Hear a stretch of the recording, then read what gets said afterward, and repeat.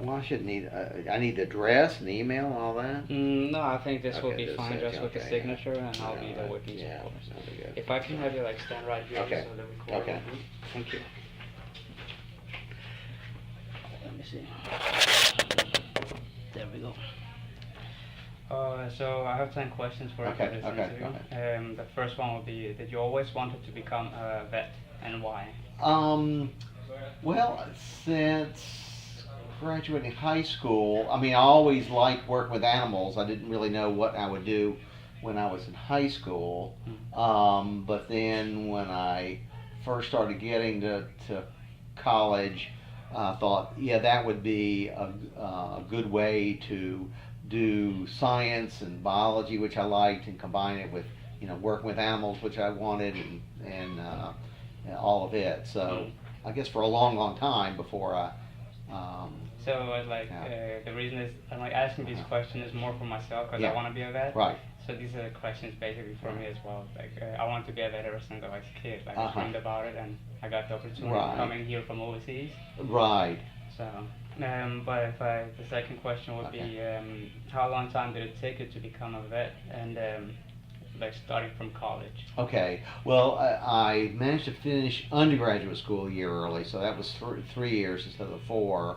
I went 1 year University of South Carolina, and then 2 to Clemson University, and got a Bachelor of Science degree there. And then veterinary school was 4 years, standard. So the whole thing was 7 years. Yeah.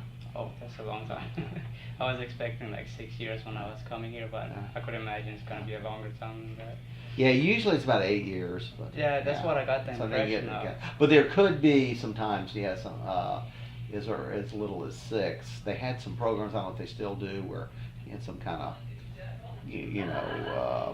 bridge between undergraduate school and into vet school. But the vet school was always 4 years, I think. Yeah. Okay. I mean, the school that I went to, and most that I knew of. Yeah. Okay. Thank you. The third question is, the competition to become a vet is huge.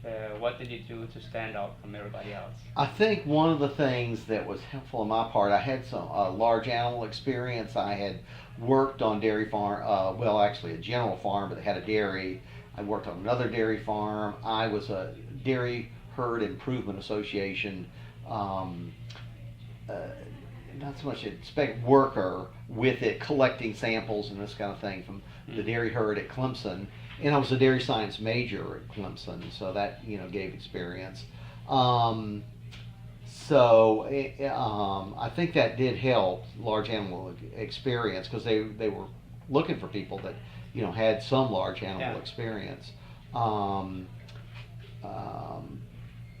than that, you had to have good grades, but all of them that managed to get an interview, applying. So you didn't do percentage. any volunteer work like that? No, back then they didn't really have so much stress on volunteer work. This is back, I graduated in 1977, so a long time ago. So the whole volunteer thing. I mean, they had a lot of people that worked for veterinarians. I don't know if it was so much volunteer, but at least did when I were in high school, which was great. But some didn't get in. But they didn't have so much. They had humane societies, but they didn't have the number of rescues and this kind of thing that they do today. There wasn't as much of that stuff. That's what they keep. And I grew up in kind of rural area, so there especially wasn't that much of it. Yeah. Oh, that's what I hear most about. Like you have to start doing volunteer work. Right now you have to. Like plenty of hours. Right. Exactly. But I'm just saying that this was a different. A different age. Back in that time. So let's see. My fourth question will be, how did you manage to pay for your education? Like, was it work, scholarships? I had some scholarships that I got that was helpful. I was married and had 2 children when I was going through. Well, I had one before we started and one born when I was at veterinary school. So it was a struggle. I worked in 1 year, worked full time actually going through it. So it was a real struggle. While studying a bit? Yeah, I know. It was really, I worked at a human hospital nights at a psychiatric ward actually, being a psych tech. And other times I milked cows, and then I packed groceries. I worked for pathology and parasitology, both departments, a pretty good number of hours. And then I got some scholarship. I got some loans the last year or two. The last about 2 years. So I was pretty broke when I got out, but I didn't owe a whole lot of money, not compared to today. And so I paid those loans off within just a few years. Alright, Yeah. so no major scholarship kind of helped you? No, I didn't have a major. I had some minor scholarships, that did help. I think Pfizer scholarship, and I got another Southeastern Professional Consultants or something like that. I won the scholarship, but they weren't huge, but they were helpful. Really any scholarship would be helpful in my eyes. Right. So question 5 is there is a lot of majors to take to get into the vet school. Which one did you choose and why? I was a dairy science major at Clemson University, so I went to the, when I really knew, I want to go to veterinary school, I transferred to the land grant university in the state, as opposed to the University of South Carolina, which, is a good school, one of their major 2 universities, but it wasn't the land grant. So Clemson had the animal science, dairy science, these kind of animal agriculture ones. So anyway, and I was a dairy science major, and I thought of doing, and I also took a good bit of classes in the biology department, thinking, well, maybe I'll double major in biology, but I ended up finishing 3 years, so my degree is in actually pre-professional studies, so from the College of Agriculture. Yeah. All right, thank you. So is there anything during your education that made you doubt your choice of career? Like, were you confused about maybe check something else? Well, it wasn't easy going through veterinary school, and it was pretty tough. But no, I pretty well knew, hey, I want to finish this up, I want to do it, get out there. And since I've graduated, it's been a very good experience, and I've been able to work in the field, the whole time. And I built up 3 practices myself and sold them. The last I got, I joined the Army Reserve after I sold first practice, so I did that for actually about 20-something years, about 26 years, in between doing practice, too. But anyway, the last practice I got called to Afghanistan, so I sold the practice, that last third one, went over and I worked for the guy that I sold it to when I got back, and then I had another point to Iraq, and then another at Horn of Africa. So anyway, I didn't open another one after that third one. But I've been able to have a lot of experiences, not just the military ones, but I did the track, horse track is their veterinarian, and a dog track is their veterinarian, along with, practice. So, good, yeah. That's an interesting story. Right. Yeah, I had there's a lot of stuff. Right. Second question is, the field of veterinarian is big. Oh wait, did I do this? Oh no, I didn't. The field of veterinarians is big. Why did you choose this part where you're working now? Well, what I liked is the variety. So I wanted to do mixed practices.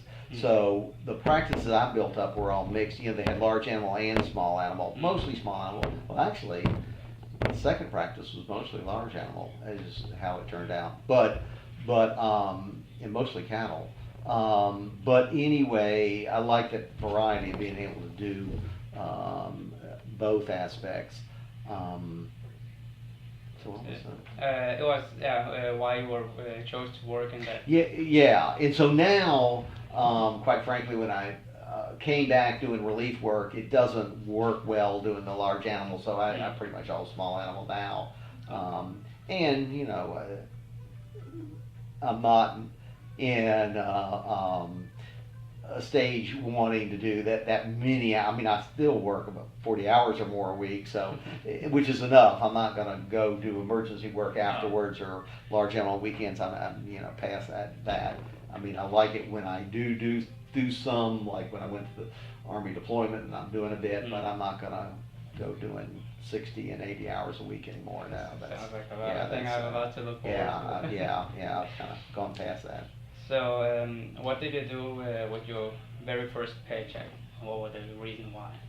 I'm sure at very first when I did, they went to paying bills. When I moved down here, when we were broke and had 2 kids, and we had another on the way, and so the whole first paycheck, it went just paying rent and bills, and there was no. The reason why I'm asking this, I know it can be a personal question when it's the money, is because I know my first paycheck is gonna go to my mom, because she's the reason I'm here, and she's been helping me out all the way to get here. Sure, yeah. So she just said the only thing she wants from me is graduating, and the first paycheck is payment for it. So I'm like, okay. Yeah, okay.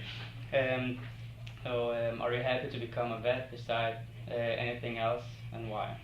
Yes, it's interesting profession, and I've been able to do it the whole time. It's not easy starting up practices, but they were successful practices. I think partly because of the times when I set them up, were pretty good, and worked really hard at it.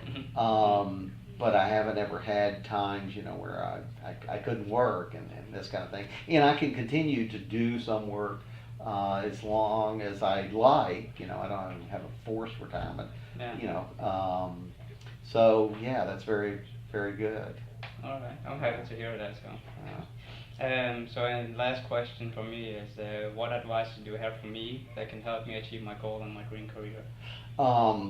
Well, I think today's world, doing that volunteer work is very important. I think they still are looking, and they go back and forth, but I think they still look at some of that large animal, especially food animal kind of experience. So if you can get any of it, I think it's really, really good.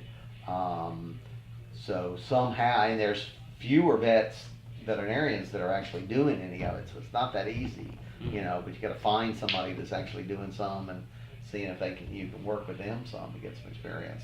But that's helpful. So and then obviously you have to have good grade point ratio average. So you need to really work hard and study hard and have good study habits and this kind of thing. Take it real seriously in school. And then generally they have some kind of test, whether it's a MCAT or they do the GRE, biology optional or some kind of thing. But those standardized tests, I don't know what you could do. You could take one of these courses, I suppose, that helps you make a good grade on them.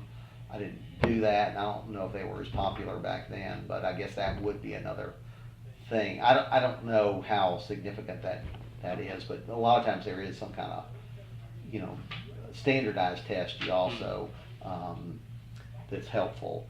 So, so those are the things to show that you're really interested in the profession. You know what it's about. That you enjoy working with animals, and it's hard to show, but your familiarity in working with them. And the large animal part is, some of it is working with them so that they get somebody who's at least not afraid to handle them. There's a lot of people, if you have never worked with large animals, they can be very intimidating. So sometimes school look at that and go, would this person ever do it? Because they really have no familiarity working with them at all. Anyway, that'd be my suggestion. So. All right, thank you. I appreciate it a lot. That will be all my questions. All right. Well, thank you. Thank you. Good luck to you. Thank you.